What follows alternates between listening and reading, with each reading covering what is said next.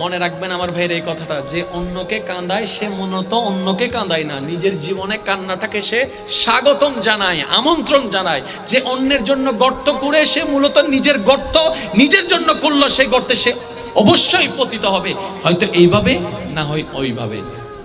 যে অন্যের ভালো চায় মূলত সে নিজের ভালো চায়। বলেন সুবহানাল্লাহ।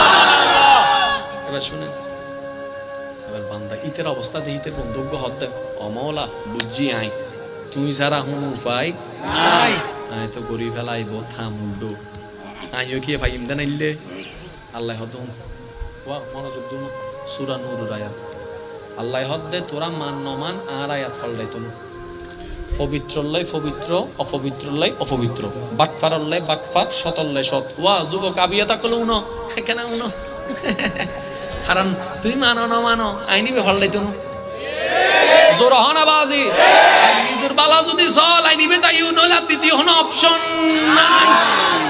ঠিক আছে না? কারণ আল্লাহর আইন কখনো পাল্টাবে না। এবার শুনেন বন্ধু হদ্দা আল্লাহ কেন করতাম আল্লাহ দুন জিয়ান গরি ফেলে সুয়ান তওবা কর।